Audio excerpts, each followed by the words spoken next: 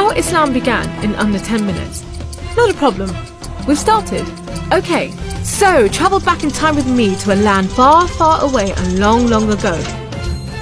Mecca and Arabia, about the year 570. Mecca is important for two reasons. One, the Kaaba is there, an ancient temple built to worship God. And two, Muhammad, peace be upon him, was born in Mecca. Now, problem. I can't show you Muhammad because it wouldn't be right. I'll tell you why in a bit. But in the meantime, here's his name in Arabic. Nice. Back in the day, Mecca was a lawless place. The only way to be safe was to have backup. Lots of rich big brothers who'd beat up anyone who got in your way. So the place was ruled by the most powerful families who could do pretty much what they wanted. And religion didn't help. By this time, the Kaaba had been filled to overflowing with 360 idols that did nothing to help anyone. So it was a tough place to grow up if, like Muhammad, you were a poor orphan and believed in just one God you couldn't see, like the Jews and the Christians. He called him Allah, the God, in Arabic there. Muhammad's dad died before he was even born, and his mum died when he was just 6.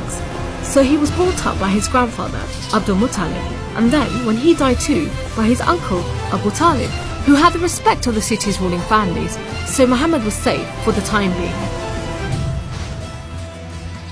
Muhammad started out as a shepherd and then became a businessman travelling about buying and selling stuff for rich clients. When he did some work for a rich widow called Khadija, she was so impressed by his honesty and skill that they ended up getting married, and for a while it looked like Muhammad was going places. Well, he was, but not how you think. Every year in the month of Ramadan, different calendar, different names for the months, there was a big party around the Kaaba when people made sacrifices to the idols. Muhammad hated it, so he'd get out of town and sleep in a cave he'd found on top of a nearby mountain. One night, Muhammad's praying to Allah when wham! There's the angel Jibreel, you might say Gabriel, standing right in front of him. Read, says the angel, but Muhammad couldn't read. No schools, you see. Jibreel keeps on at him. 3 times he says, read. Then he grabs hold of Muhammad and wham! Again, it's like Muhammad's learnt the words off by heart. So he recites the message out loud. Read in the name of your Lord, who created man from a drop of blood. Read, for your Lord is most generous. He who taught by the pen, taught man what he did not know. It was a message from Allah. God was speaking to him just like he'd spoken to the prophets in the Jewish and Christian holy books, which meant he was a prophet too. The messages continued for the rest of Muhammad's life. Allah gave him the words to say and the prophet recited them.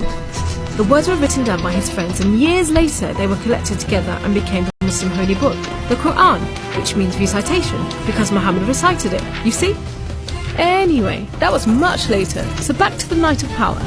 Muhammad tells his family, then his friends, and eventually everyone about Allah, that he's the one and only God, that he wants everyone to be treated fairly, and long story short, it didn't go down well with the ruling families of Mecca, who liked things just the way they were, thank you very much.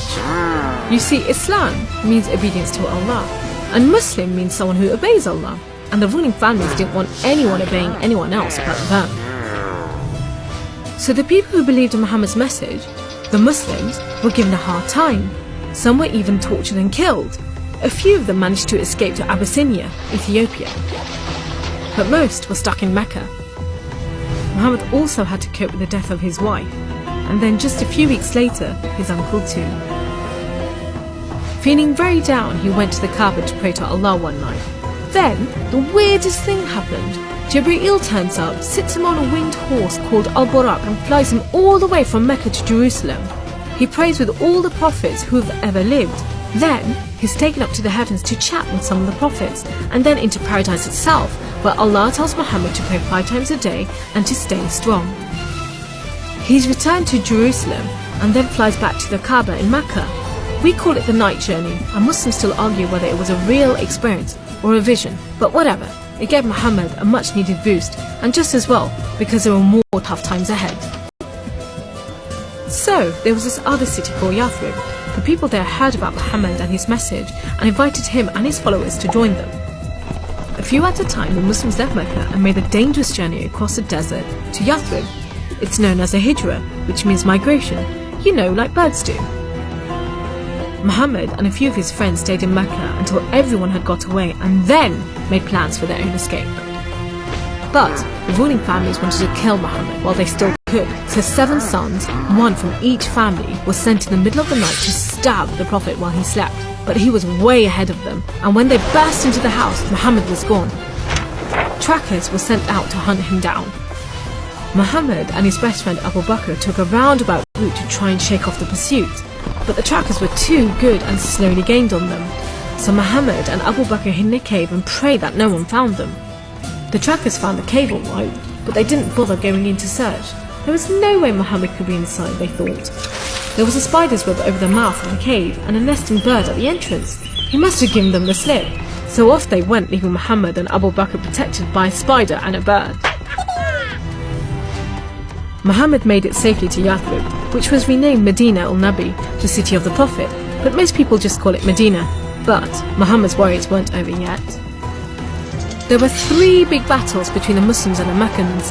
First, the Battle of Badr, when Muhammad and just 313 men faced 1,000 Meccan soldiers. Miraculously, the Muslims won. Then there was the Battle of Uhud, which didn't go so well. Some of Muhammad's men disobeyed his orders and ran off during the battle to raid the Meccans' camp, and so the Muslims were outmaneuvered. Then there was the Battle of the Trench. Medina was protected on 3 sides by mountains, so when the Meccan forces advanced in the city, the Muslims just dug a deep trench. The Meccans made camp, but the weather was terrible. Pouring rain put out their fires and howling winds blew down their tents. Eventually they gave up and went back to Mecca. It was all a bit embarrassing. They were losing the respect of the local tribes who were flocking to join the Muslims. So a peace treaty was signed at Hudaybiyah. But it wasn't long before the Meccans broke it. Muhammad decided that enough was enough. By now he had over 10,000 men, so he led them across the desert to Mecca. The ruling families realized they'd made a huge mistake, but it was too late. All they could do was surrender and hope that the Muslim army killed them quickly.